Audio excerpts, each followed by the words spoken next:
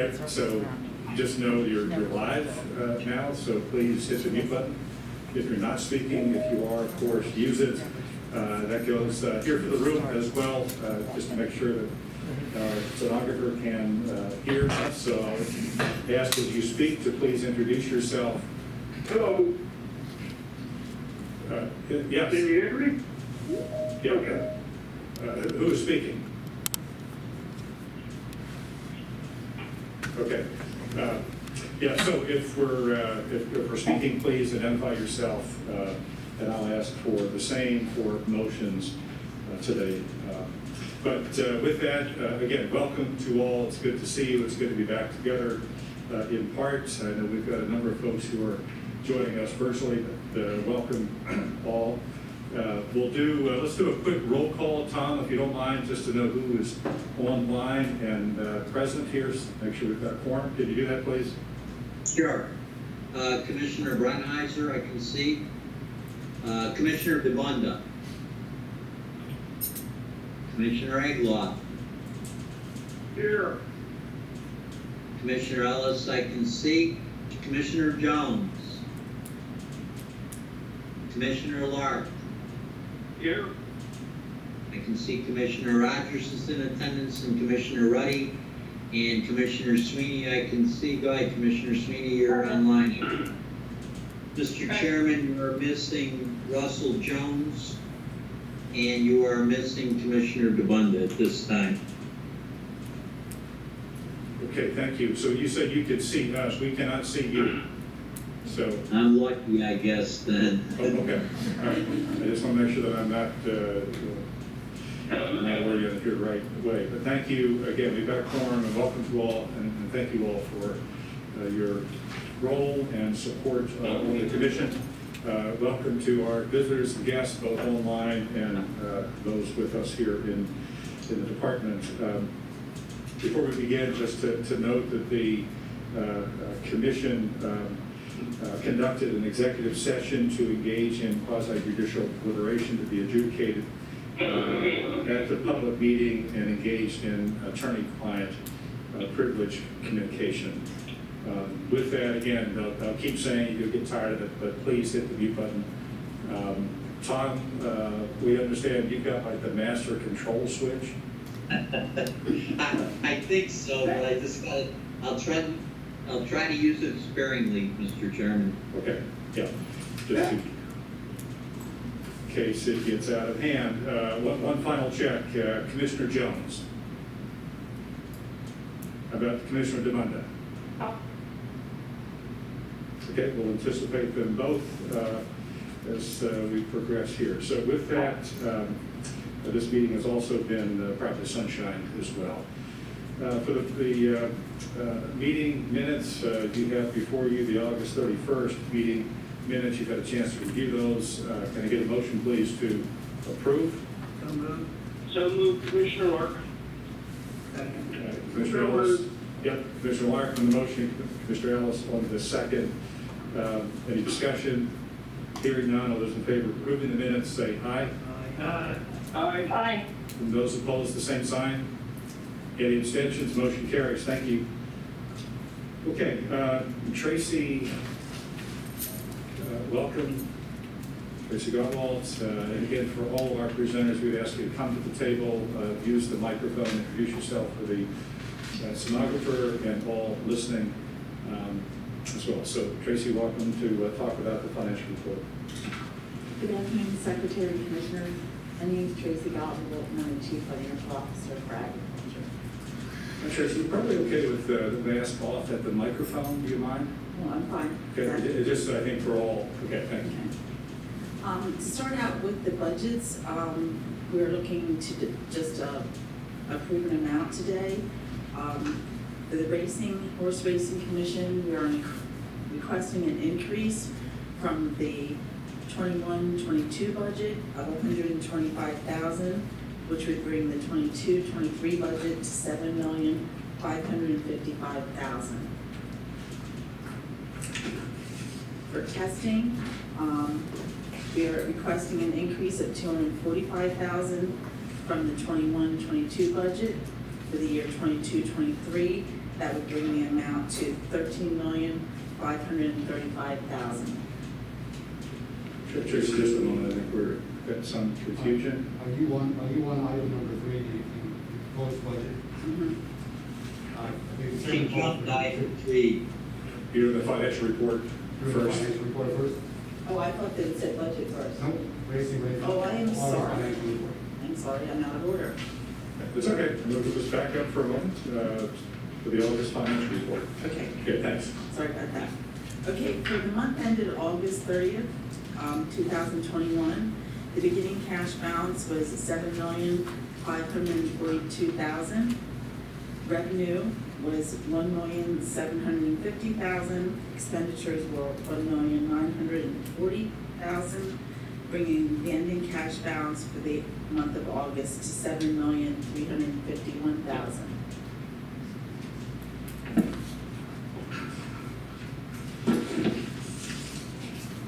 Moving on to the revenue and expenditures for the Racehorse Commission. For the month of August, revenue was $970,000. Personnel expenditures were $415,000.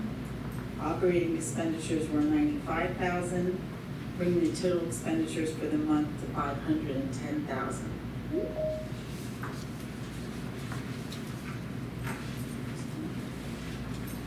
For the racehorse testing, revenue expenditures for August, the revenue was $780,000. Personnel expenditures were $371,000. Operating expenditures were $1,039,000, bringing the total expenditures for the month to $1,410,000. For racehorse promotion, there was no revenue for the month. There was expenditures of $14,245 for advertising. Moving on to the comparative financial statements, looking at August 2021 versus August 2020.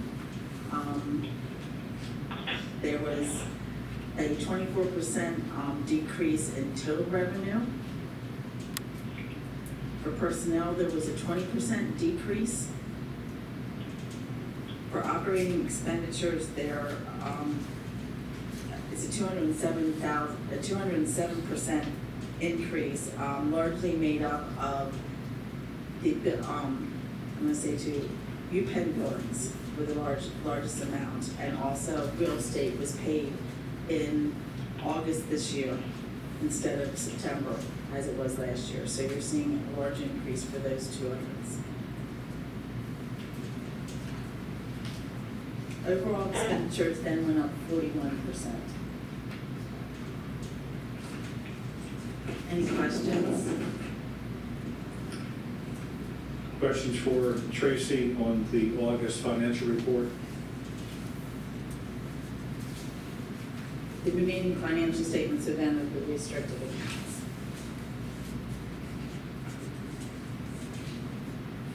So, sorry, just repeat that. I mean, just, there are the attachments that we Yeah, have.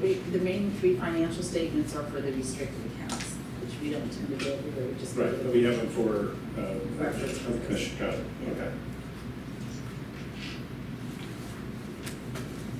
Now we'll go back to the budget. Yeah. Sorry about that. Well, repetition is an important element of learning, so, go ahead. Okay, so again, we'll start with the Horse Racing Commission budget for 22-23.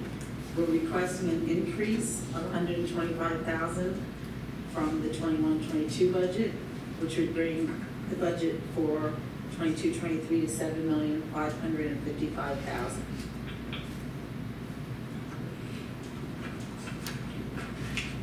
And then for testing, we're looking for an increase of $245,000 from the 21-22 budget to the 22-23, which would bring the total for the 22-23 budget to $13,535,000.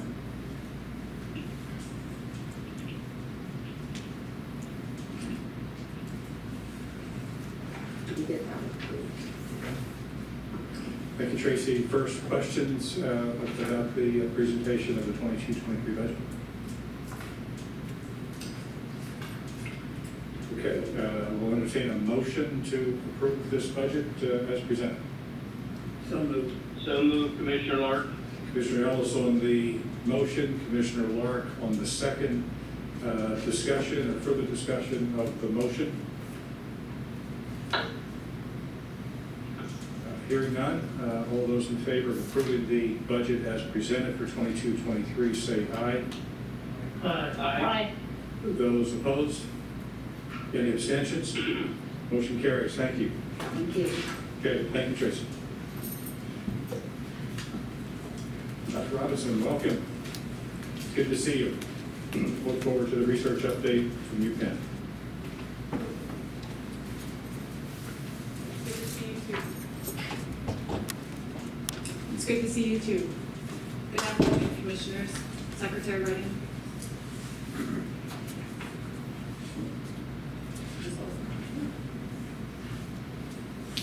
We're going on screen.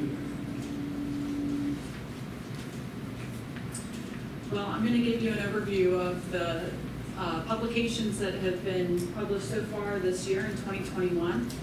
The last review of research that I gave you was in March, and that reviewed all of the publications that were from 2020. So today we'll go through what has been published since the beginning of this current year. I've got my computer back, so let me just pull it.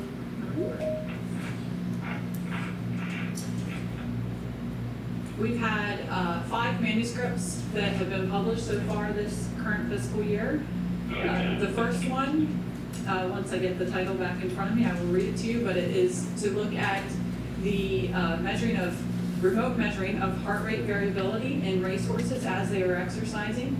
This is a device that we tested to determine what the heart rate variability was in these horses, and the purpose for that study is to try and identify horses that might be at risk of sudden death due to cardiovascular collapse. So we know that horses, when they do have a sudden death on the track, the 2 primary causes of that are either a musculoskeletal injury or what we presume to be a cardiovascular collapse or cardiovascular injury. And so this particular study was entitled Comparison of Novel Wearable Cardiac Monitors to Yield Accurate Exercising ECG and Heart Rate Data in Horses, and was published in the Comparative Exercise Physiology Journal. The lead author in this study is Dr. Joanne Hoffman in my laboratory, and the senior author in this study is one of our amazing cardiologists, Dr. Chris Navas, Solis at New Bolton Center.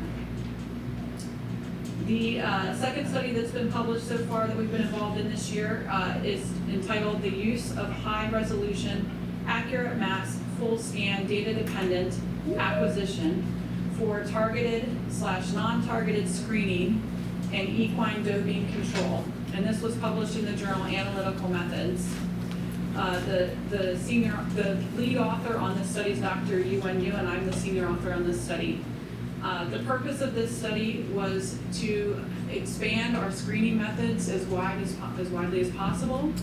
And what this does is it enables us to collect data that we can then go back and interrogate at a later date for substances that we do not have in the list of substances at the time of screening. So it's a very data-rich data set that is generated from every sample that is run through this screen that allows us to then go back and do retrospective data analysis on that data. And find things that may be there that we just didn't know were there at the time of screening. The next study is entitled Novel Algorithms for Comprehensive Untargeted Detection of Doping Agents in Biological Samples. And the lead author on this study is Dr. Fuyu Huan, and I'm the senior author on this study. This was published in Analytical Chemistry. And similarly, the purpose of this study is to look for, to use what we call an untargeted approach, to look for substances that we don't necessarily know about at the time of testing, at the time of screening. It's always been the goal to try and expand our screening as broadly as possible. And we've always known that there have been substances out there that we may not know about. And the way that these instruments work now, they are able to collect just massive amounts of data to generate these very large files. that we are now developing these algorithms to then interrogate that data at a later time to look for these substances. And in this particular case, for this study, we're actually comparing two normal controls. So horses that we know don't have anything in them, which are from our research herd, and we can then look at different signatures within this massive data set to identify things that are of interest. So it's helping us form what the biological passport that we've been working on, and helping us to identify horses that have been tampered with that we could not previously identify. So we're really excited about both of these studies. The fourth study that has been published this year is entitled Gene Transcripts Expressed in Equine White Blood Cells Are Potential Biomarkers of Extracorporeal Shockwave Therapy. The lead author on this study is Dr. Zibin Zhang in my lab, and I'm the senior author on this study. This is published in Drug Testing and Analysis. And this follows up on the work that we published previously looking at protein biomarkers of shockwave therapy. In this particular case, we're looking at what are called mRNA biomarkers of shockwave therapy. So there's, in addition to the proteins that we identified that we could detect in horses that received a single dose of shockwave therapy, there are also mRNA markers in the white blood cells that are circulating that we've been able to identify as being different in horses that receive a single dose of shockwave therapy. In using both these protein markers and these gene transcripts going forward, we're going to be doing some more population studies to then come up with a screening test for horses that we expect to have been exposed to shockwave therapy. The final publication so far from this year is entitled A Quantitative PCR Screening Method for Adeno-Associated Viral Vector 2 Mediated Gene Doping. This has two lead authors, Dr. Zibin Zhang and Dr. Joanne Hoffman are co-first authors on this study, and I'm the senior author on this study, and it was accepted for publication in Drug Testing and Analysis. This study we are also very excited about because this gives us, it's a follow-up study to one that I told you about from the previous year, where we started looking at how to detect gene doping.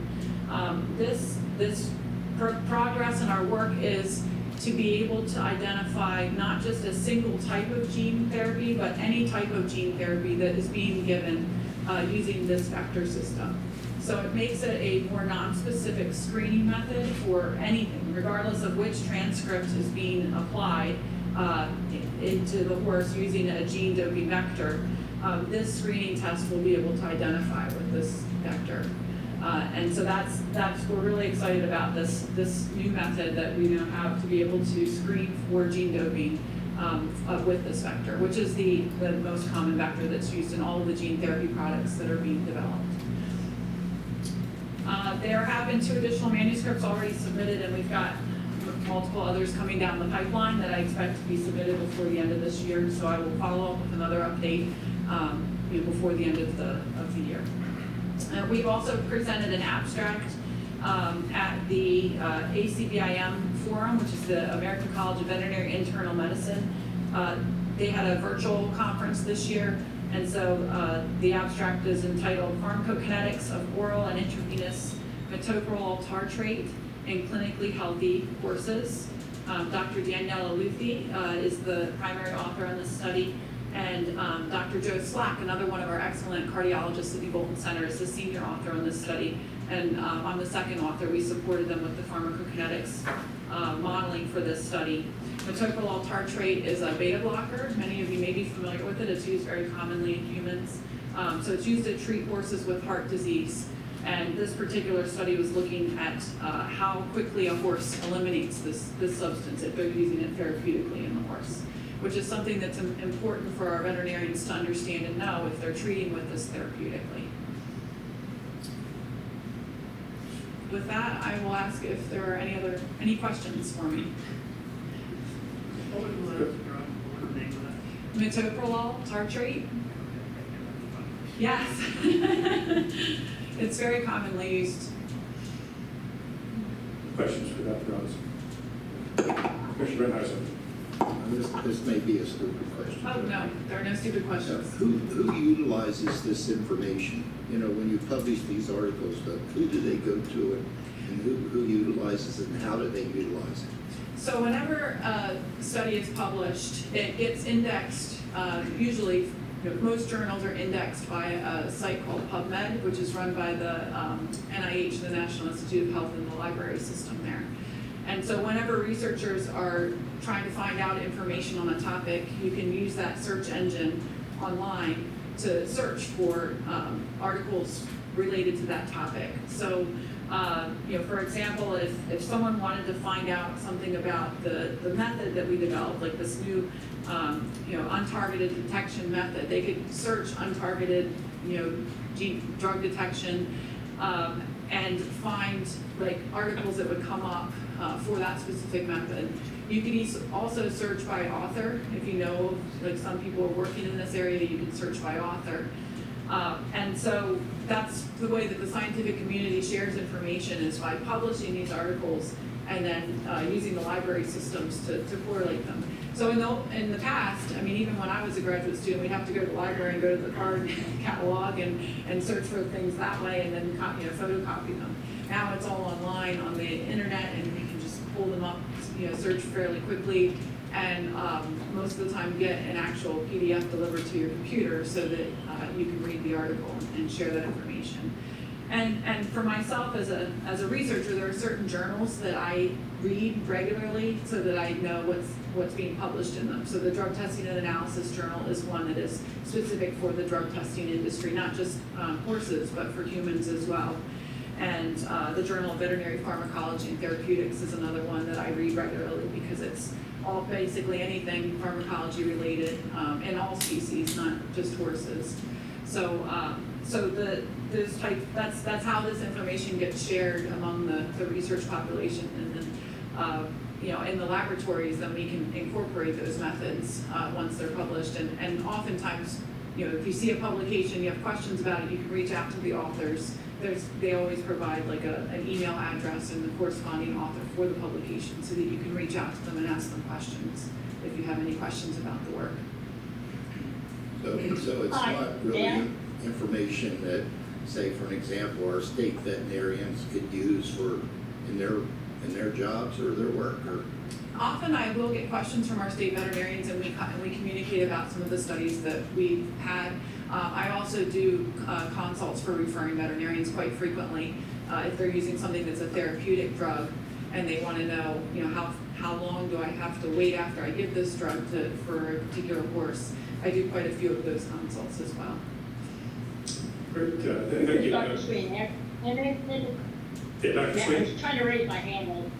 Yeah. Yeah, I just want to, I think, Daryl, you had the original question. I think that's an excellent question, and Mary answered it thoroughly. But I'd also add that practicing veterinarians or ones who might not read those research journals, the journals that you do read routinely will often highlight or spotlight or give a caption and refer you to that. So the information is very nicely available, I would say easily available to those who are either keeping up with their routine journals and or looking for an answer. Thank you.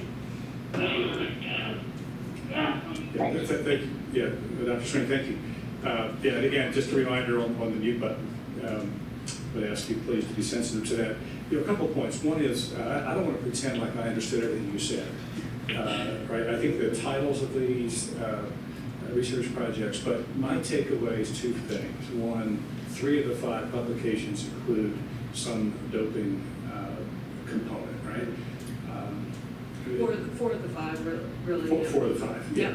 And then the overarching concern is the health and welfare of the horse, and continually trying to probe the concerns for breakdowns and the issues that were responded to publicly, and most recently in the Philadelphia Inquirer about the crisis and the breakdown. So I mean, to me, that's a sort of general framing. Is that fair? I mean, Yes, is that, I think that's accurate. I mean, Okay. that's the research that we do, is to promote the welfare of the horse and the integrity of the industry. Those are our 2 primary missions And I am an equine horse lover, so my welfare is my primary concern. Integrity is also my secondary concern, but welfare is number one for me as a veterinarian.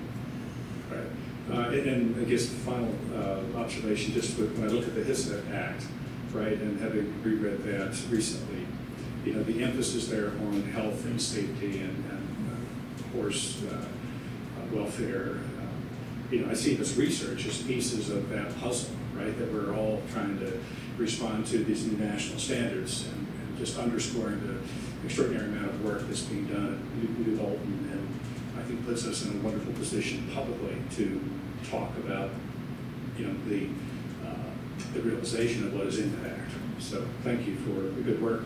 Other comments? Mr. Chairman, this is Sal Gravanda. Yes. BEBUNDA for your note taker there. Just a question to raise this issue of fatality.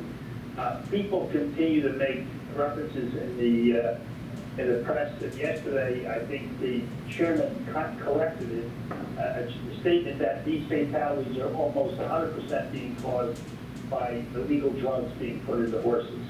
Do you have from your experience, do you have a feeling on what percentage are related, if you can, to the use of drugs that are prohibited versus the normal wear and tear or in-person things that happen, horses just taking a misstep, getting a medical issue? Do you have a feel for the percentage? Because as I see it, the public press seems to imply that whenever there's a fatality, it's because of the illegal drugs and presenting horses with broken bones after the race and all that, which I know is not true, but do you have a feeling for what percentage is really caused by drugging horses, as they say, or by just normal racing of the horses? Dr. Robinson? Dr. Robinson, this is Bob. I would respectfully request, let me answer this.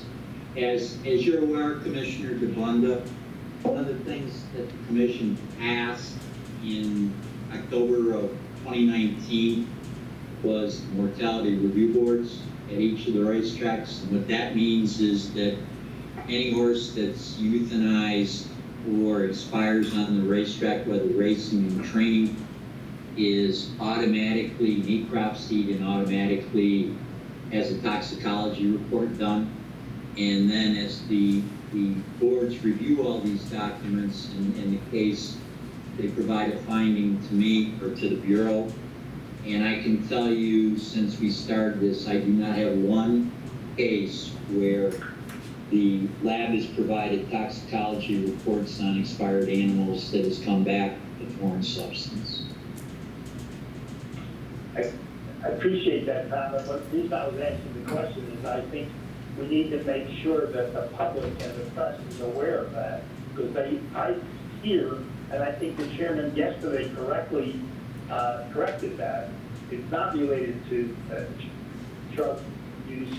It's really related to the normal things that happen in horse races. That's what I believe. But I'm glad you did that, because I think we should make more publicity about that occurring as you get more information. I know it's early, but we should keep that in mind in terms of future press releases and information. So thank you.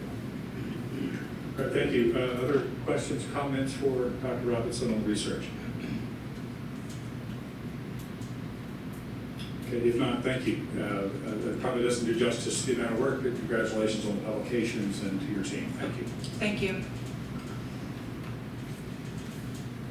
Okay, Brian, your view on the request for, speaking of Pennsylvania's research or donation?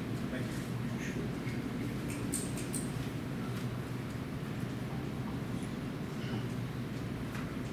Mr. Chairman, Commissioners, good afternoon. Today, on behalf of the PHBA, we are asking that the Commission approve an adjusted budget for the $150,000 grant for PennVet research. If you remember, in 2018, our organization gave a grant of $300,000, and That grant was to establish an equine biobank research fund. Basically, what that did was it began studies that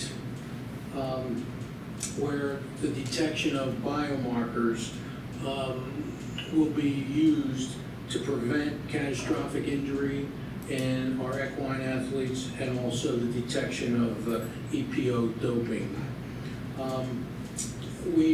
Before we gave money for this grant, we asked all our breeders, and we had focus groups on what was the most important thing for them in racing, and they said competing on a level playing field. We feel that's very important. Unfortunately, the initial money we gave in 2018 it has come to an end. We asked Penn Vet what they felt they would need to continue this research. They came back to us with the information that we forwarded to Tom for you to look at. Basically, for a 2-year extension, it would be approximately $150,000. So we ask you today to approve that in our budget for the continuation of these important biomarker discoveries. Any questions on that? Myself, if I can't answer, Dr. Robinson's here, she can answer. Any questions, comments for Brian on the proposal? If not, we'll entertain a motion. That's coming up in the next session. Oh, got it, that's right, it's in the administrative actions. Thanks, okay. Brian, thank you. Thank you.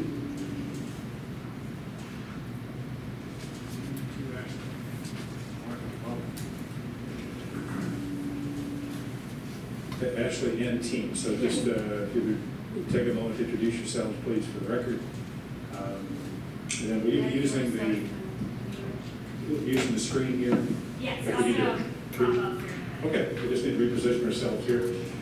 Okay, welcome, thank you. Thank you. Good afternoon. My name is Gabrielle D'Onofrio. I work with PHRA Marketing Group on behalf of the Pennsylvania Horse Racing Association. Could you spell your name for it, please? Yes, absolutely. GABRIELLE, capital D, E, capital N, O, F as in friend, RIO. Excellent. Hello, everyone. My name is Darby Hughes. I'm the account director at PHRA Marketing Group. Darby, spelled D-A-R-B-Y, Hughes, H-U-G-H-E-S. Hello, everyone. My name is Alexander Hunt, working as the media planner at PHRA. That's A-L-E-X-A-N-D-E-R, Hunt, H-U-N-T. Good afternoon. I'm Ashley Eisenbiel. I'm the Director of Marketing for the Pennsylvania Horse Racing Association. It's ASHLEYEISENBEIL.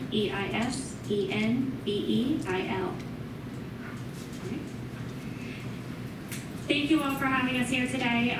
We're super excited to be here in person. Excited to see everyone, and we're also excited to say that we've returned to the tracks along with fans here this spring and summer, which has been interesting, but we've definitely coped as an organization, as all organizations have over the past year. And I'm happy to say the fans are excited to be back at the track almost as much as I am. We were just recently at Parks Racing for the PA Derby, our state's biggest day of racing, and the expectations I had were definitely blown out of the water with the crowd that was there, everyone's attitude, and it definitely reflected, I believe, in handle. We saw a very large increase in handle, but of course I'll let Parks be able to talk about that more. But super excited to be here. More importantly, we worked really hard over the past year trying to get horse racing more engaged with our fans through digital and through as much in person as we could. As you saw, this year we've done a lot with the live streaming. Parks allowed us this year to live stream their their derby draw, which hadn't been done before. So we were excited to bring that to the fans through YouTube and through Facebook, which got a great amount of views and publicity. Prior to, we also held a press conference. We had ABC and CBS there on Friday to do a sit down with Doug O'Neill. We had John Service, and we also had Butch Reed available to speak with. So very successful interactions with the tracks throughout the whole summer, not just parks, but it was the most recent one. And happy to be back in person and at the tracks, along with at the fairs. We live streamed a lot of the fairs thanks to Seth Dowling, and brought our fair racing to fans digitally as well. So I hope if you guys didn't get a chance to see some of those, you can check out our YouTube page and see some of those live streams that we've done. At this time, I'm going to hand it over to the Pavone team so they can go over a little bit more in depth with our report from this year. But again, thank you for the time.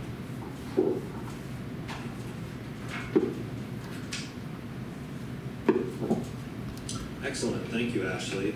I know many of you have a hard copy in front of you of the presentation. For those of you that do not, you can also use the large screen at the front of the room as a visual aid as well.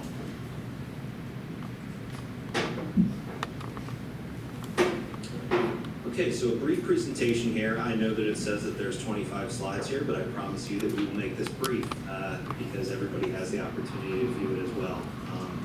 So we will start out with an executive summary, talk about the collective efforts that we've made over the years, a peek ahead to fiscal year 22, and then we have a nice appendix for anybody that would like to dive in deeper to the first of its kind Chomping at the Bit partnership, which was a beer collaboration with a craft brewer in Philadelphia to bring the sport to new generations of fans that otherwise might not have horse racing on the radar.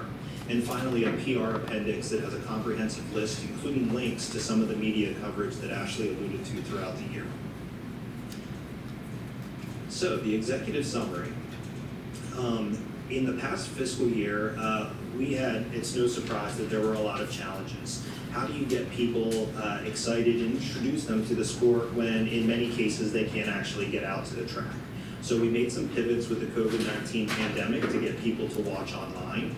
And then following the reopening of the racetracks, we were able to put out media that welcomes people back, which, to Ashley's credit, she mentioned that they were in full force this past weekend at the PA Derby, if we look at that as one such example.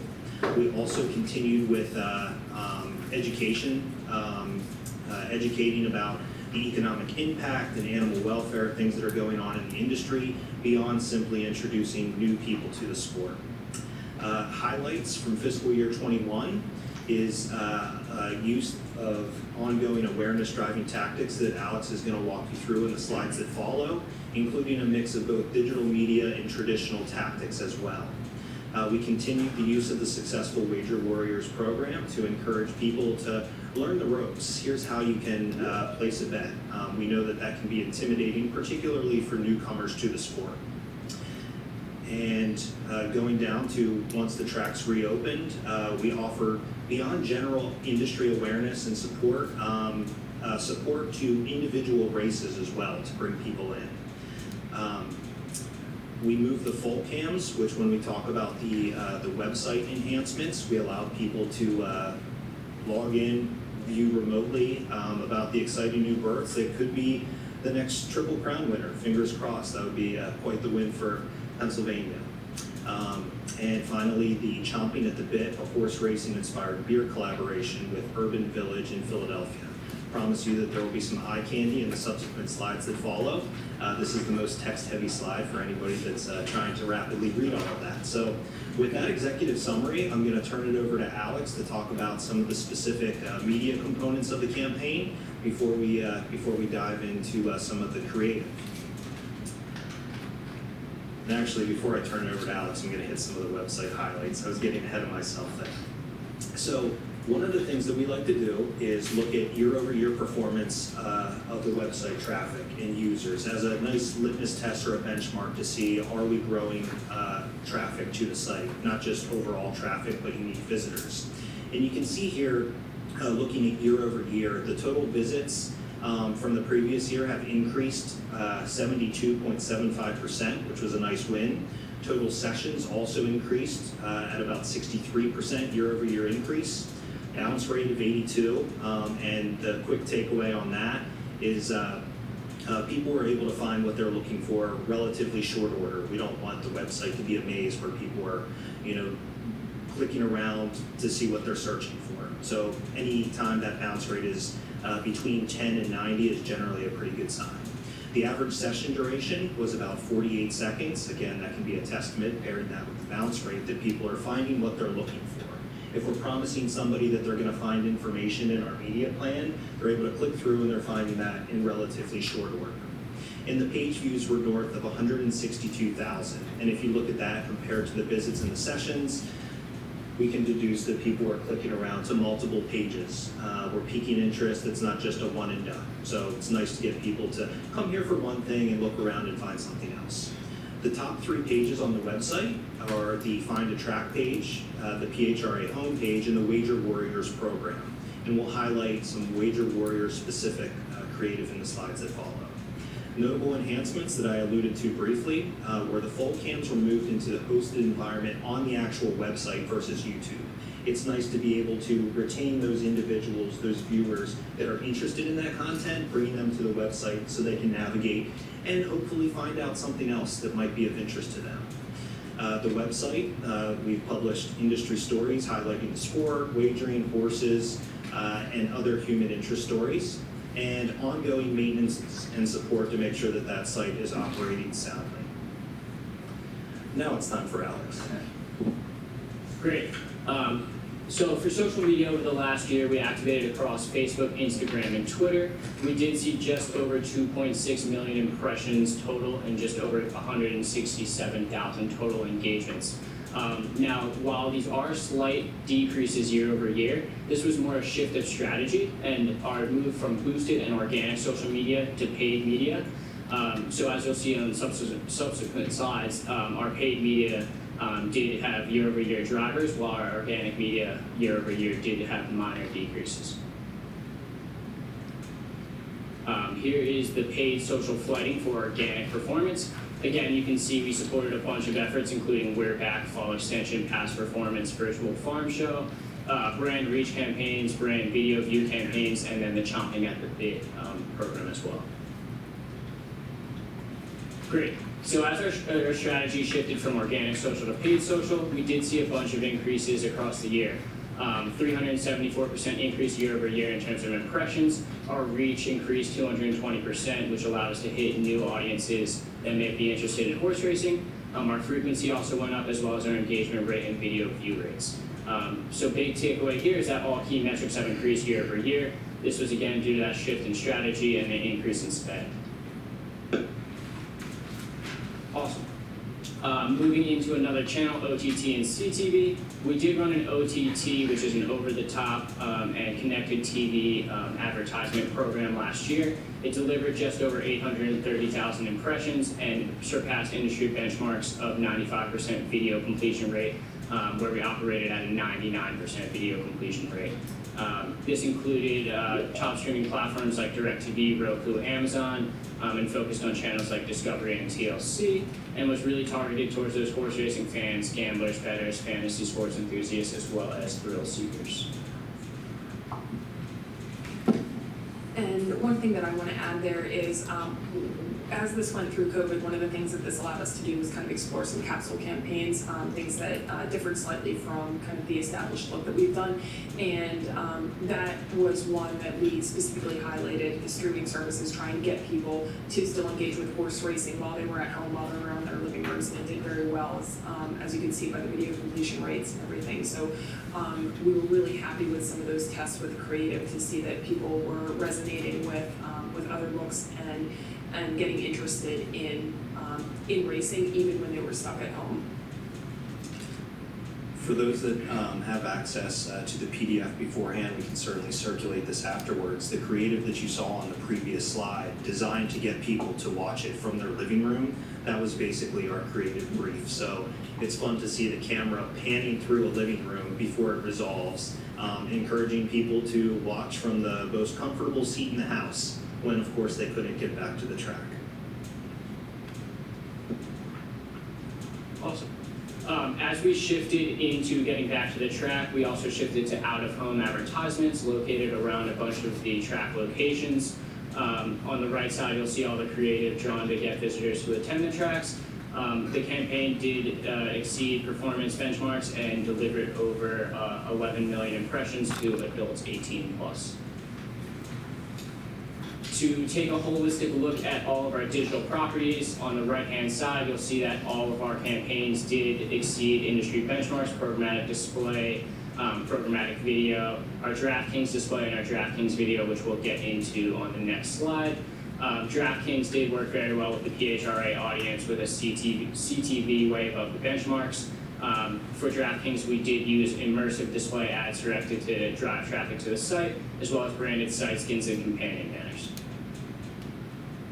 And just to give you a quick glimpse of sort of what this looks like, on the right-hand side, you can see that the DraftKings daily fantasy app and then our advertisements around the outside, very engaging, drawing consumers to the website, and did operate at a 41% click-through rate versus the 35% industry benchmark.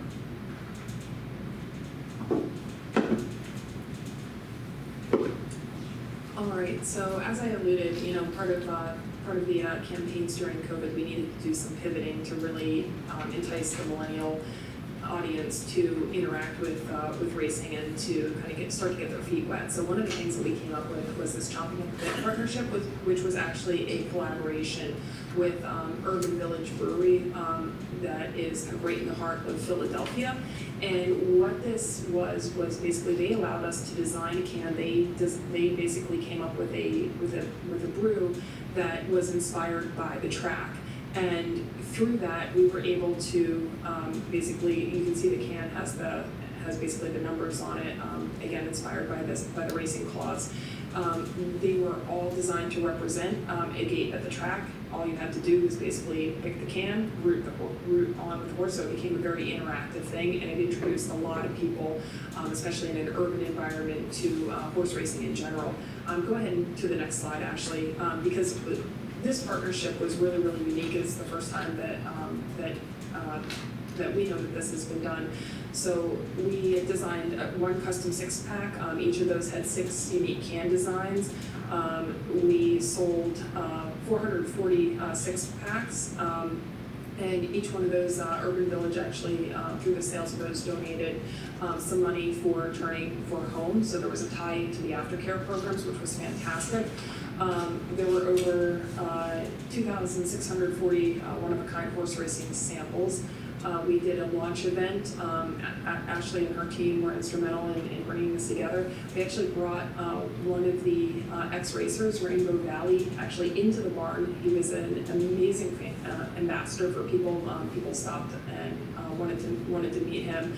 And we raised close to $1,000 for Turning for Home. And really what was cool about this was also in terms of the agricultural link, Urban Village was actually able to obtain a PA preferred designation for this hazy IPA. There was outreach to Philadelphia media outlets, which was key with like Harrisburg Parks so close. We were able to hand out kind of relevant swag bags. There were social media influencers. The jockeys actually bartended. We actually had the, I don't know what they're called, the hop-along horses out there. So there were a lot of interactive things. And there were a lot of marketing support efforts pre, during, and post event, which was fantastic. So we're considering this to be a pretty big success in what was, we were kind of deeming a test, and we love to do more partnerships like this because again, when we look at kind of this pairing and bringing the interactivity to younger fans, it really piqued a lot of interest. I actually saw some of these floating around down Center City, and I was like, wait, those are our cans, and they look fantastic. Go ahead to the next slide. And then the other thing that was big on our radar, that actually we did postpone this, but in order to really celebrate getting back to the track, we were looking at actually taking an old trailer and repurposing that to, number one, give a bigger footprint to kind of the PHRA booth in general, but also this could act as a traveling bar to help support tracks that are selling alcohol on premise, but also that could support the chomping at the bit endeavors as well. Unfortunately, there were some delays in production and increased cost of materials, so we actually want to launch this in the spring and continue the chomping at the bit collaboration again with possibly with some other breweries around the state and bring this to other areas in the state. Thank you, Gabby. And some of the highlights from the public relations outreach across various initiatives throughout the year. Full season coverage, obviously anticipating and celebrating the arrival of a next generation of racehorses in Pennsylvania. We secured 25 mentions that collectively had about 27 million in readership. A good mix of both print, broadcast, and online coverage. There's some links in the presentation if you'd like to actually check out that coverage. Winner's Circle coverage that focuses on the economic impact of horse racing in the industry, as well as a look back at Smarty Jones's historical run that gets the attention of a lot of media outlets. We're looking forward to covering that. Collective coverage with 6 hits with 4.3 million readership. Again, some broadcast and digital media links to see the actual coverage itself. And Chomping at the Bit launch coverage, 9 mentions and 442,000 in readership and reach. Again, some links there to see that actual coverage. A full appendix, should you want to check that out, is in the back of this document. And looking at the year ahead, obviously we're still in the midst kind of the COVID-19 pandemic, but tracks are opening. We're going to continue to be flexible. I think that it was a good test to be able to pivot from online viewing to also back at the tracks. And we're going to continue looking at key events that we're going to be supporting, Pennsylvania Derby, Adios Pace, the PA Mile, the whole 9 yards. And one footnote, because it's something that we probably covered in a previous commission meeting, we were able to finally use our Carvertized Uber wraps in the Philadelphia market to drive traffic and awareness to the PA Derby this past weekend at parks, but we also had some Harris branded wraps as well. And then finally, we're going to continue to make sure that we're using all of the funds that all the start and stops and goes because of the pandemic, rolling those into fiscal year 22 to continue to drive awareness, bring new people to the track, and paint the picture for audiences of all the good that the industry is bringing to the state of Pennsylvania. Any questions? Questions, comments? Yes, George, one question, and forgive me, question, what do you define as impressions? So you've given us all this data on impressions. What is an impression? Sorry.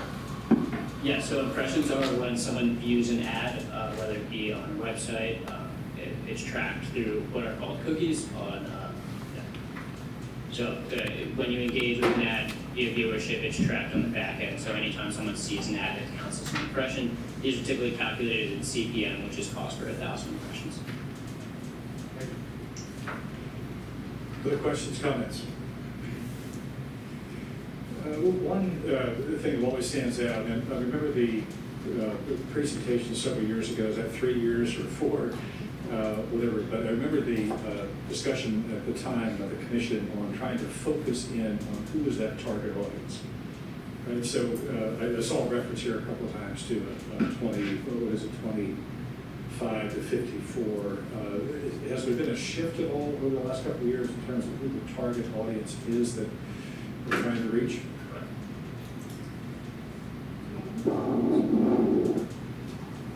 We're still continuing to use the initial target audience that we spotted out when we did the initial research with the marketing. There has been some discussion about, I believe the marketing research was done 2017, early 2017, that it might be time for us to refresh that research coming forward. So we are going to look into that, especially with the change of how people digest their marketing now. We might need to do a little shift, but primarily we have kept between the parameters of the initial marketing report that we did. Yeah. I didn't know whether the pandemic, post-pandemic, the world has shifted online, right, in some respects. So Yeah, and just to add on to that, because one of the things that we specifically looked at, and you saw kind of the shift to some of like the CTV, some of the pre-roll things, a lot more video, digital content than what we've done in the past. We still supported with out of home once we kind of went back to the track, but we were definitely trying to, I would say, reach the target demographic stayed the same, but we started to really intentionally reach to, I would say, kind of a more digital demographic, knowing that these are the people kind of sitting at home watching Hulu, watching, they're streaming TV and things like that. So there was a natural shift that way, which allowed us to test some things. While we obviously had to stay very true to making sure that the base fans and the core fans were happy and knew that we were coming back and that racing was reopened. So I would say while the target hasn't necessarily shifted, we did start intentionally going for kind of the younger end of the funnel, and you can see that also in things like the Urban Village. That partnership definitely kind of targets some of the younger, newer fans, because we still need very much to bring those people along and introduce them to the sport of horse racing. How do you define a thrill seeker? That's a great question, because when you ask the question, are we targeting 25 to 54? Not all 25-year-olds are the same, not all 54-year-olds are the same, and you can say the same thing about any age in between. So that demographic targeting, we overlay with behavioral-based targeting and interest-based targeting to making sure that we're reaching people that are engaging in similar types of activities, other betting behaviors, other sports interests and affinities, people that are visiting the DraftKings, people that are watching baseball, football, people that are going to food and beer festivals, people that are looking for experiences. So on one of the slides in there, you'll see that we're talking about all of those different interests where people are going to these events or engaging in these activities in the comfort of their own home, perhaps in some instances, to look for the similar type of excitement that can be experienced in the sport of horse racing. So demographic targeting is only the tip of the iceberg. We like to layer on interest-based and behavioral-based targeting on top of that. It's very helpful. I think we can chat about it. I mean, the future is like this, right? So figuring out how do we connect, who is that person that really finds the appeal. The world has shifted so quickly in the last year, 18 months, that I'm sure there are a lot more people interested in this that maybe didn't know they were interested in it. So finding them, right? That's your job. So thank you.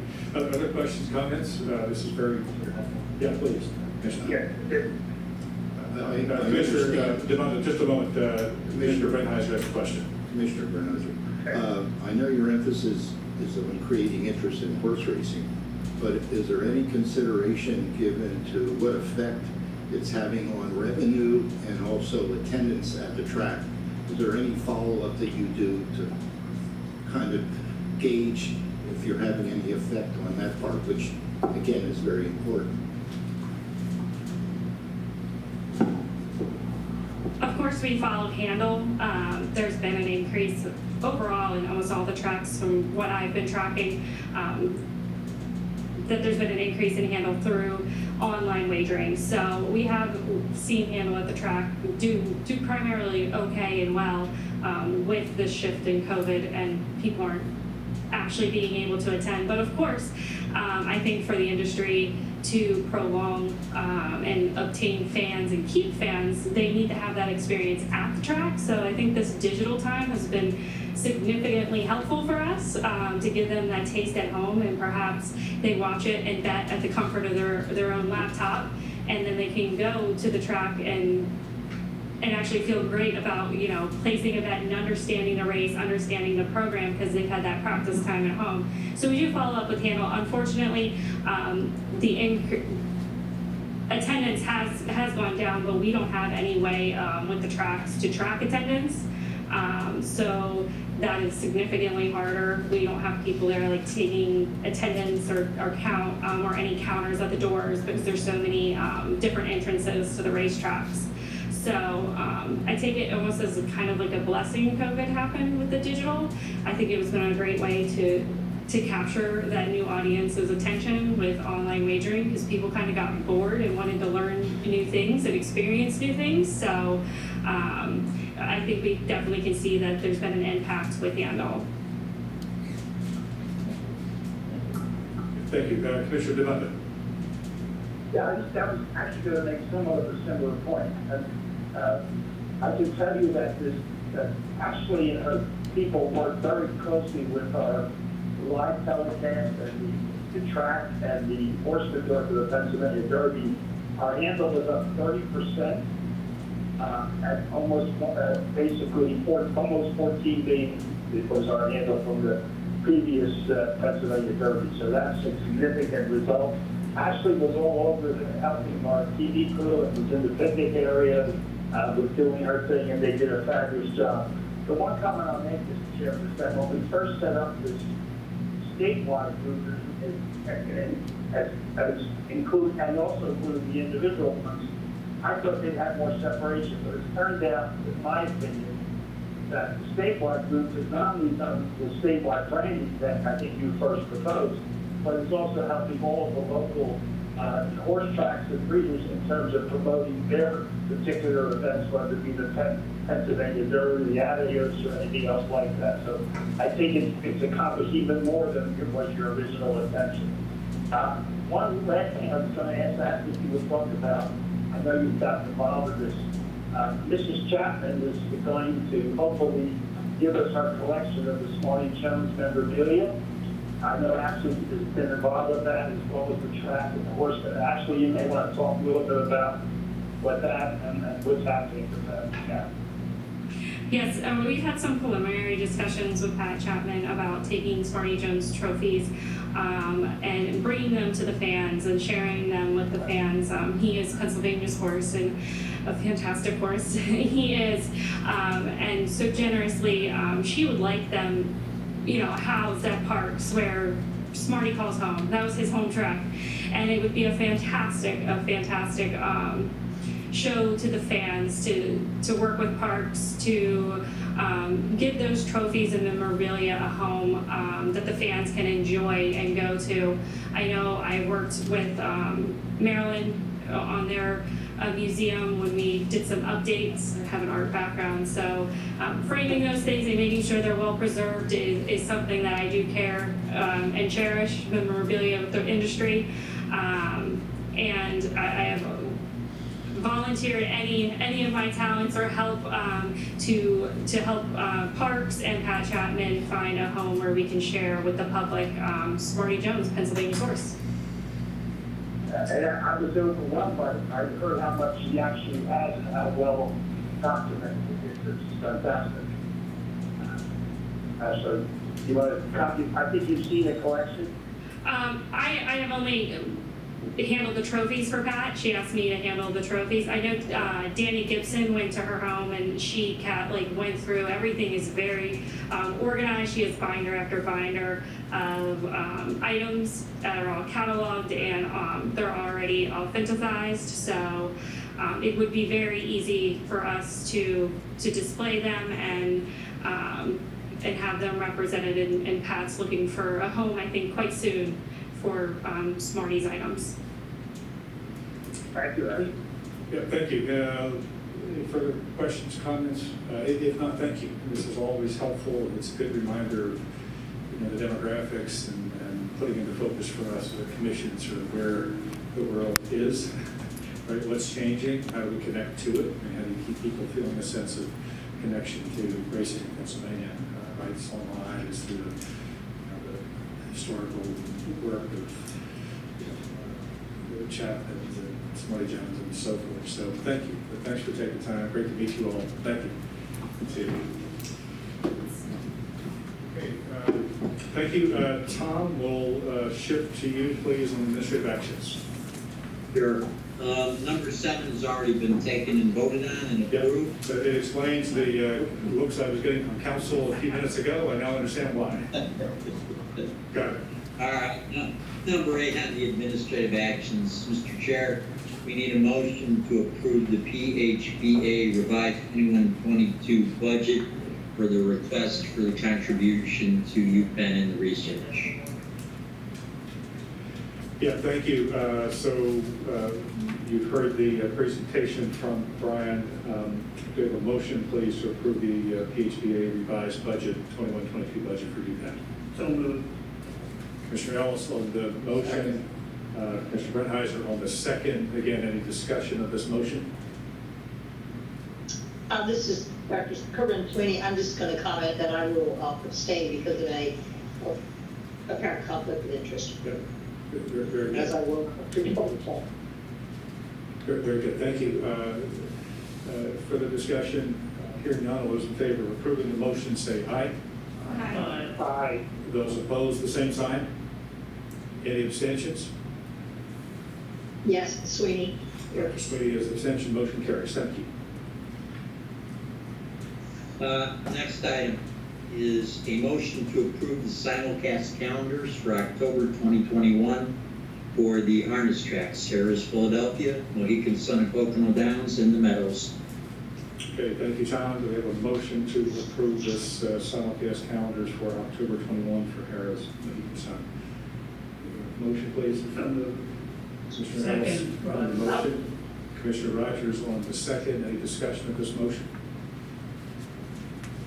Hearing none, those in favor of approving the motion say aye. Those opposed, the same sign. Any opposed, any abstentions? Motion carries. Thank you. Aye. Mr. Chair, respectfully, a motion to approve the simulcast calendars for the thoroughbred tracks for October of 2021 for Parks and National and Presque Isle Downs. Thank you, Tom. So moved. Sweeney. Yeah. Second. Dr. Sweeney on the motion, thank you, and Dr. Ruddy on, Commissioner Ruddy on the second. Thank you. Discussion of this motion. Hearing none, all those in favor of approving the motion say aye. Aye. Those opposed, the same sign. Any abstentions? Motion carries. Thank you. Mr. Chair, we need a motion to ratify the approval for the Meadows to suspend the Pentafica for the dates of Tuesday, September 14th, Wednesday, September 15th, Thursday, September 16th, with a mandatory payout on Friday, September 17th, 2021, respectfully. Thank you, John. Do we have a motion, please? So moved. Commissioner Ellis on the motion. Commissioner Ruddy on the second. Do we have discussion on this motion? Hearing none, all those in favor of approving the motion say aye. Aye. Those opposed, the same sign. Any abstentions? Motion carries. Thank you.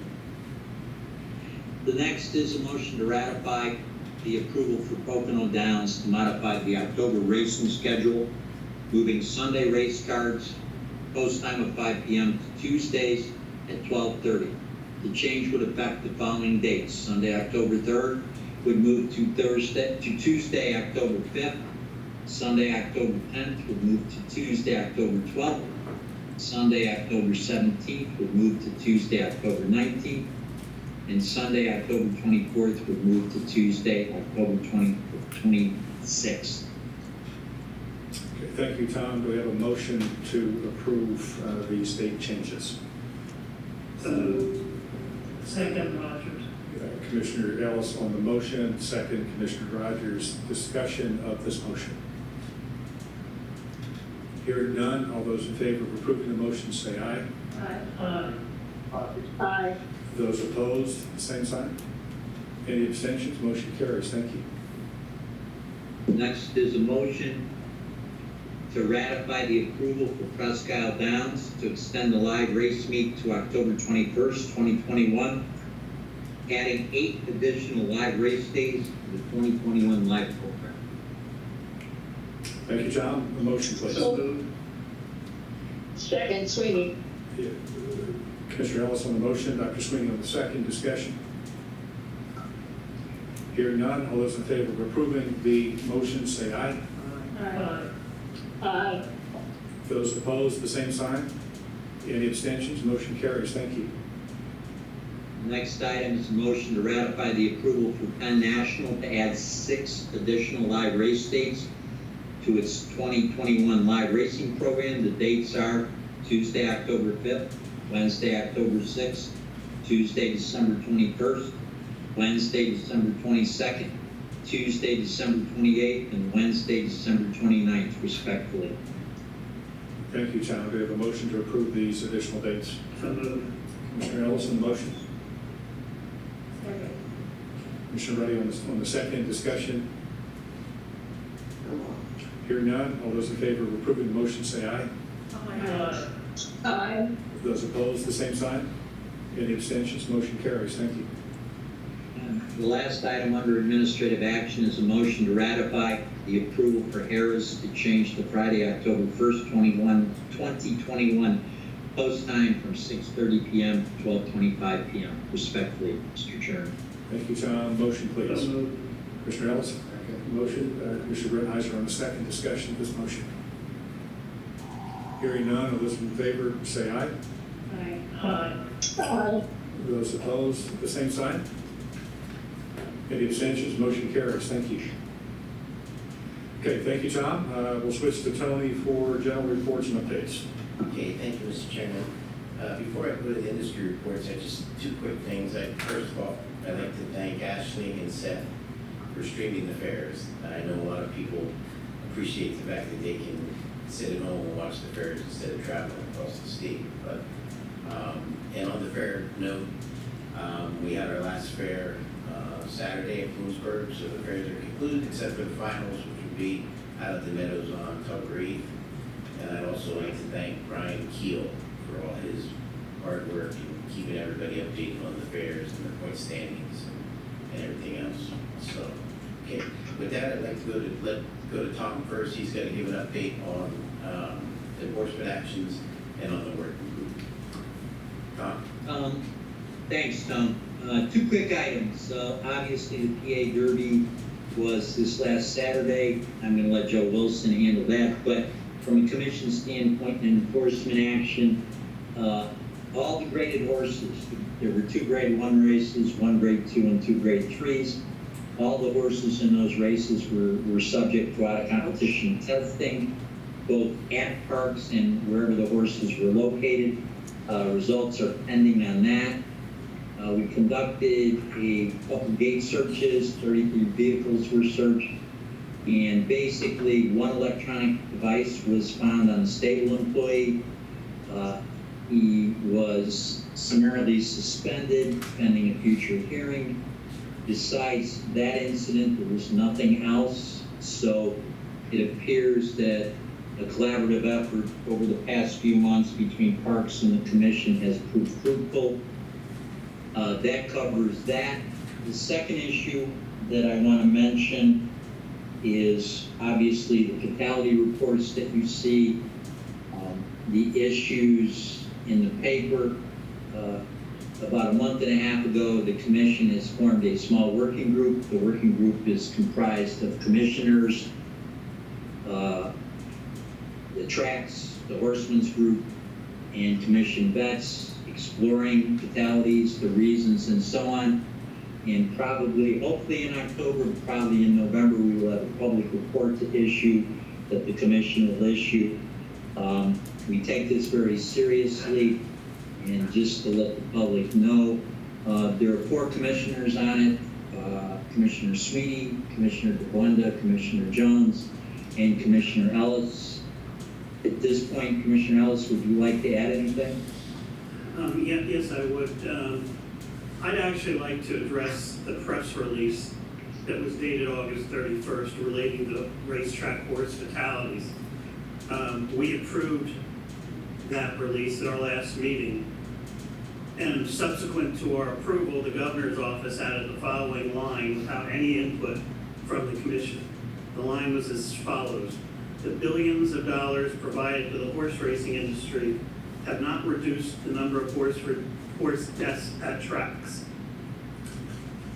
That single line, with no empirical evidence to back it up and absolutely no basis in fact, completely changed what we were saying in our release and became the heart of a September 1st Philadelphia Inquirer story, which negated the work we've been doing and are doing to prevent fatalities both on the track and in the barns. The dollar amount presented by the governor's office is inaccurate, as is the number of fatalities, which today are far lower than in 2010, 2011, 2012, 2014, 2015, 2016, and so on. When we as a board started to see the numbers tick up after 2020, which was a pandemic year, which was very low, but we noticed numbers were starting to tick up, we immediately took action and we delegated the group that Tom was just talking about to meet and work with a team from the entire Pennsylvania horse racing industry to come up with ways to reduce racing and training and stable injuries which cause fatalities. This commission believes the death of even one horse is too many, and each of us are dedicated to protecting both our horses and our jockeys and making the horse racing industry as safe as possible. We expanded testing to include out-of-competition testing on a surprise basis. We've done unannounced searches of barns. We've authorized more veterinarians to observe training, all to reduce fatalities. Our new working group, which is based on the working group which California set up, and California has now seen 50% less fatalities, is overseen by Tom Chukas, who is, I can tell you, is very tough when it comes to protecting our horses, and he is actually seeking additional vets, which the commission approved at its meeting last month. As I stated, the board would like to never see a fatality on any of our tracks or barns, and are doing everything possible to prevent them, indicated by the drop in fatalities over the last 10 years, no matter what the governor's spokesperson indicated. We have encouraged the tracks to meet and exceed national racing goals and standards, as Parks has spent a lot of money to do. We've encouraged owners and trainers to send their horses that should no longer run to spend the rest of their days at Turn for Home. We have rooted out and prosecuted bad trainers to the extent the courts will allow us, which isn't always that much. The Philadelphia Inquirer, which is a city paper that too often forgets the agricultural economy of our great Commonwealth, seems to be on a mission to end horse racing, regardless of the loss of thousands of jobs, direct and indirect, as well as the loss of valuable open space. At Parks, I don't want to say loud Parks, but just Parks because it's in the Inquirer area. 29 horses were euthanized in 2018, 57 in 2019, 39 in 2020, and 33 through July of this year. In the city of Philadelphia, over 400 homicides have occurred just in 2021, just to date, including the murders of innocent young children. Perhaps that's what the Inquirer and every Pennsylvania state official should be working to discover the cause of this horrendous number.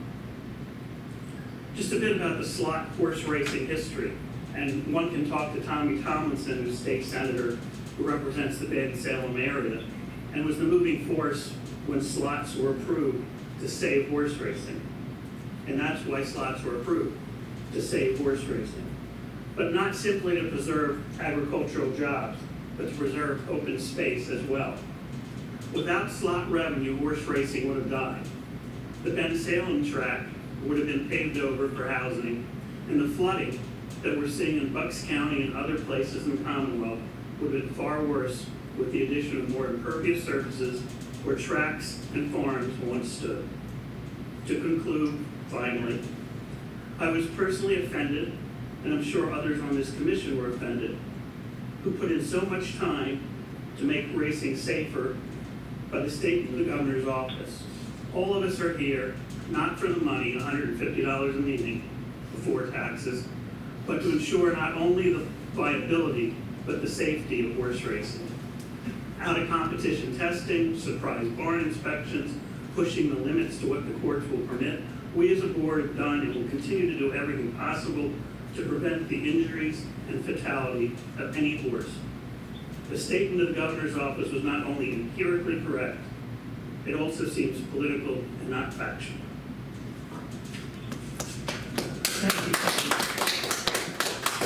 Well said.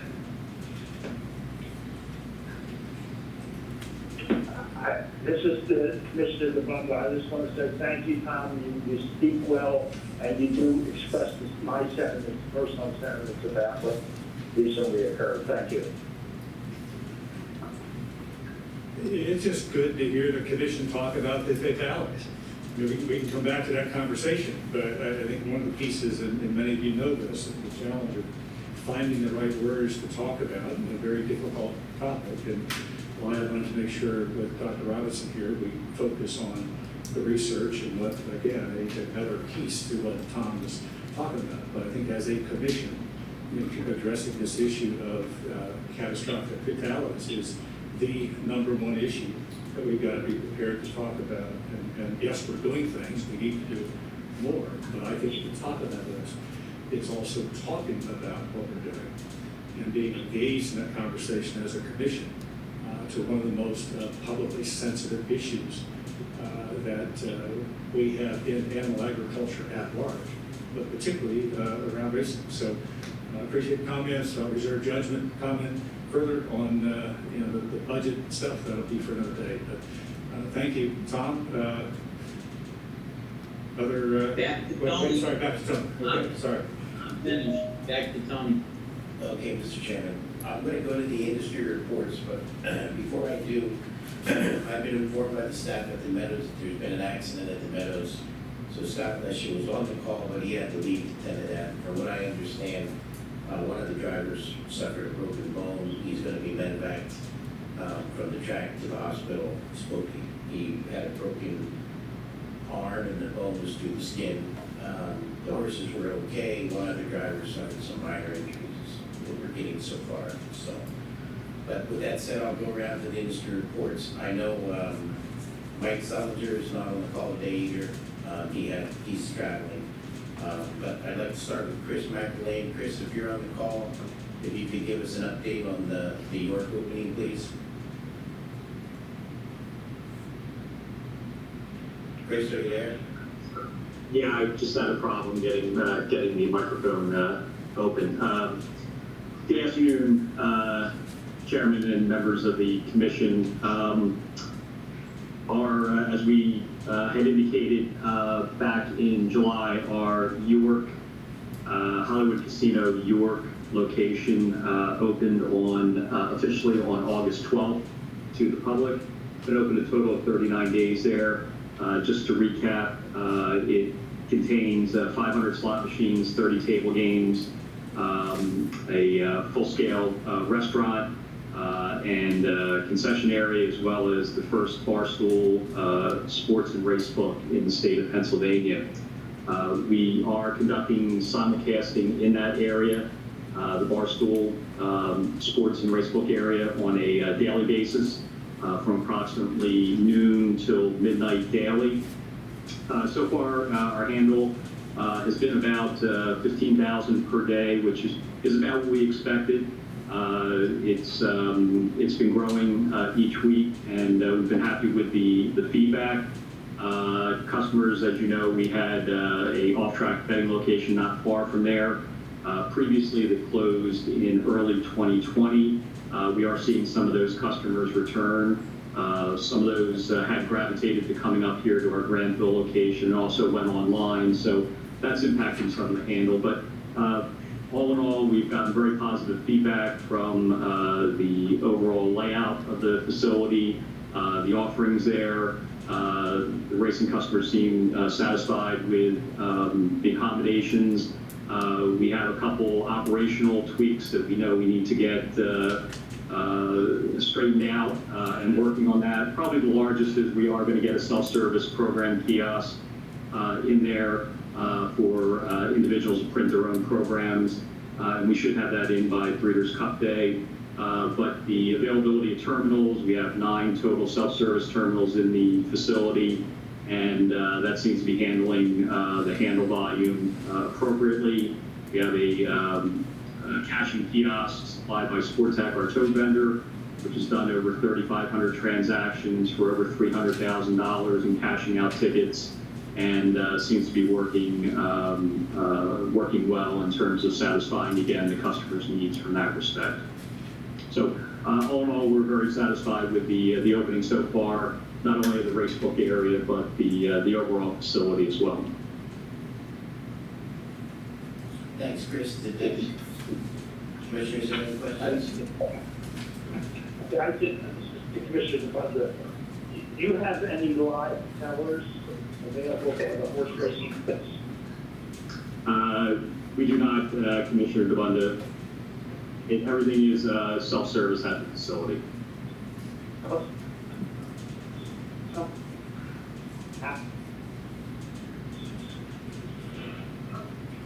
Okay. Are you done, Commissioner? Why don't we move on to Barry Brown from Harris? Barry, are you there? I am. Hello? Go ahead, Barry. Yeah, Barry Brown, Harris, Philadelphia. Just a couple remarks. We celebrated, as I mentioned in previous meetings, we celebrated on September 10th, our 15-year anniversary. It was a great night. Some of you were out there, so thank you all for attending. It was a great night, great cooperation with the PHHA on the events for our fans. So, it was a great night, and looking forward to more racing programs like that. We just started our 3-day week racing schedule, and we'll continue 3 days until the end of October, which will coincide with the conclusion of the Pocono meet, and then we'll go back to 4 days. So we'll hope that will improve our entry box as we move forward over the next month. And then racing will continue from that point forward through December 26th. That's all I have for today. Thank you. Okay, thank you, Barry. Let's move on to Joe Wilson. This is Commissioner, can you hear me? This is Commissioner DeFonda. I was asking a question, and I seemed to no one heard me. I was asking about York, and I didn't get. I asked one question about whether we had live tellers, but how are we handling the people who need education on how to bet? Is my question. Because we only have self-service. Are you still there, Chris? I am, Tony. Okay. Yeah, we obviously we do have individuals in that area in relation to the sports and race book managers and supervisors who are handling any questions, comments, feedback, handling any customer service issues with those customers. As I said, the vast majority of individuals who are in and patronizing that area seem to be knowledgeable in the racing, coming from our former off-track wagering location, and also seem to be comfortable using the self-service machines that are offered there. It's the same machines that are up at the racetrack as well. This is Commissioner Rogers, Chris. I wonder what we can do to bring new people that are in there for the casino to go to the horse racing. There doesn't seem to be anything to encourage that.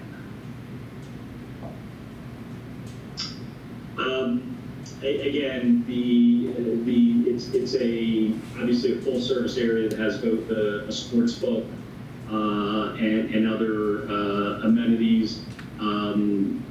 We do promote that the race book is available.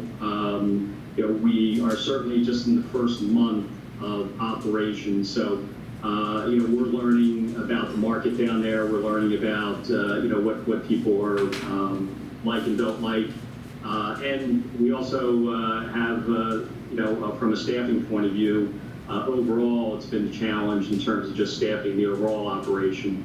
So I think as we move along, certainly we'll be able to do better down there, and we'll certainly look for ways to highlight all parts of the facility in terms of the overall marketing there.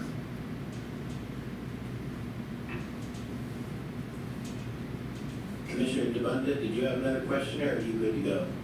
No, I'm fine. Thank you. Thanks, Chris. Why don't we go to Joe Wilson from Parks? Joe? Thanks. So Joe Wilson, WILSON. This past Saturday was PA Derby Day at Parks. As you know, last year we did not have a PA Derby Day. In fact, we didn't run any of our graded stakes last year for obvious reasons. We had a great turnout. We had probably more than 10,000 people here. For anyone that could not attend, we partnered with the PHBA and the PHRA again to do a 2-hour live broadcast that was on PHL 17. We also had live coverage on Fox Sports 2 and TVG. We had our traditional PA Derby Cotillion hat giveaway, along with the mummers, the DJ, a live band, pony rides, face painting. It was great to see everybody back at the track. We had 8 stakes races, 5 of them were graded.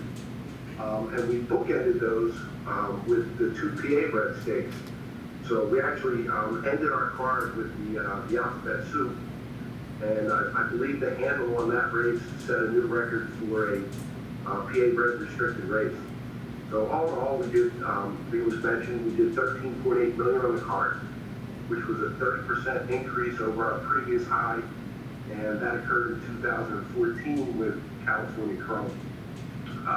This was a collaborative effort, and like to thank the commission, Tom and Jason, and their crew that were here on site.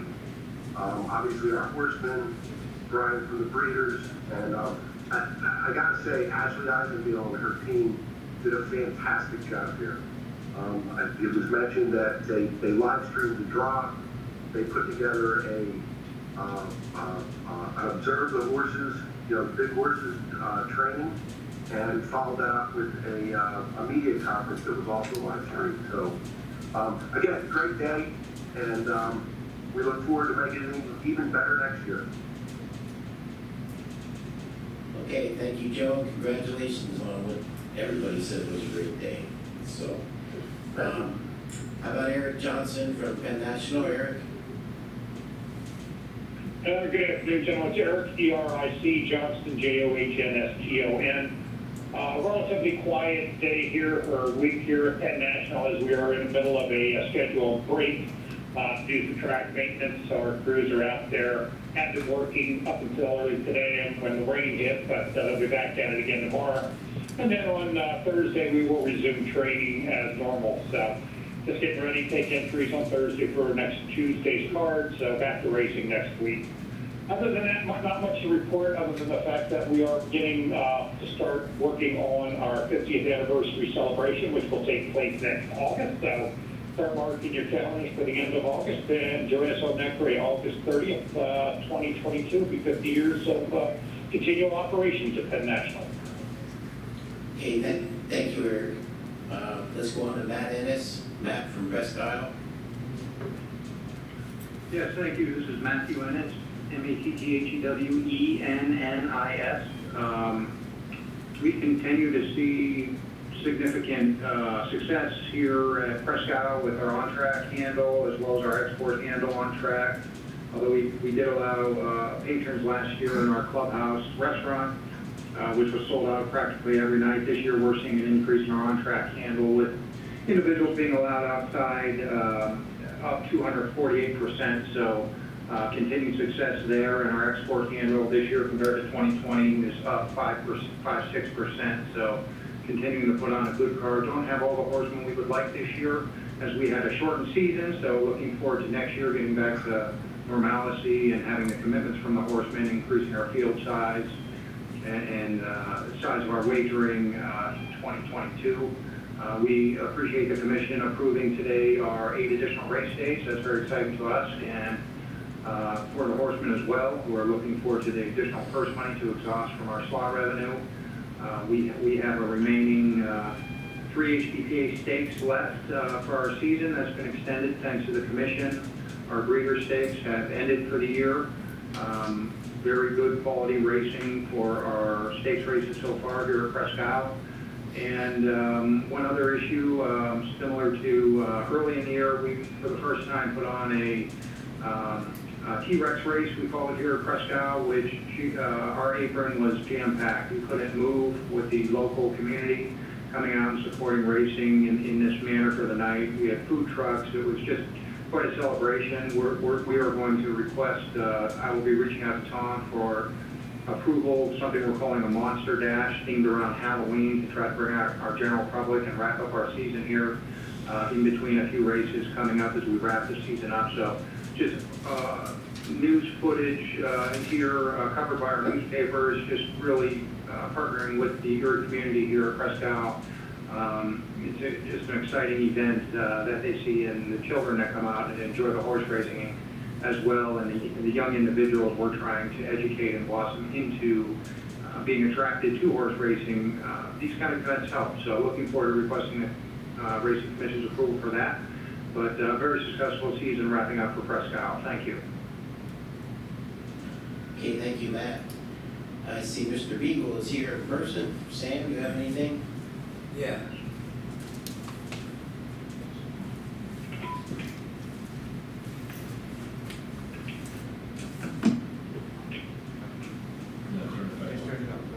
Okay.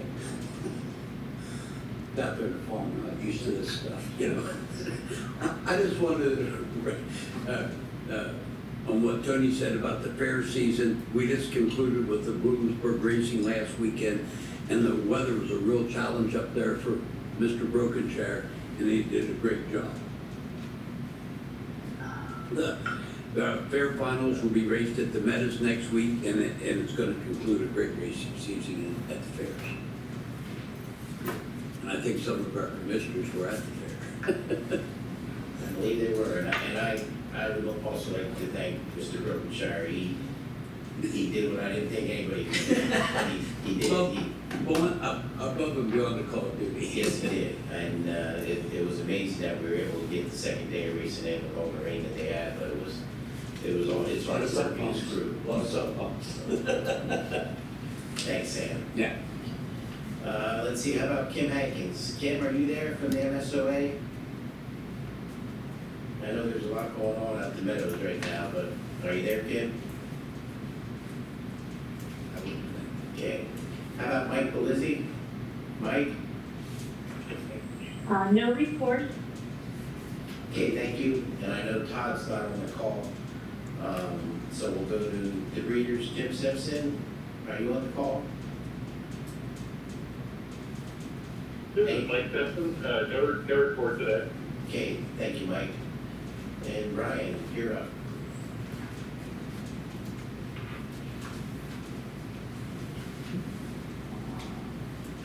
Just a quick note, the slot revenues have pretty much stabilized, and we were able to run 2 stakes races at Penn National that initially we weren't sure whether we were going to be able to run those or not, and also raise the purses on our 2 two-year-old races coming up in November and December. Okay, thank you, Brian. That's it for the industry reports, I think. George. Tony, thank you. Yes, we've got a notice, George. Thank you, Mr. Chairman. The Commission hereby provides notice that it has received the annual electronic wagering renewal petitions from Parks, Penn National, and the Meadows racetracks for review.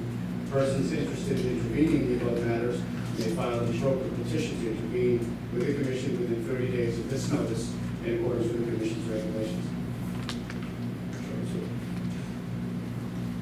Of course, thank you. Tony?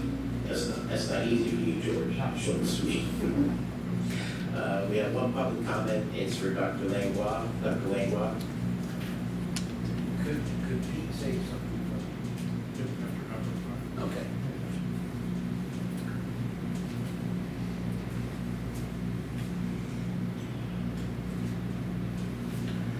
Good afternoon, and thank you for giving me the opportunity to make public comment. About a week or so ago, I had made a right-to-know request through the Department of Agriculture, requesting just a copies of some necropsy and toxicology reports of horses that had suffered fatalities on the tracks.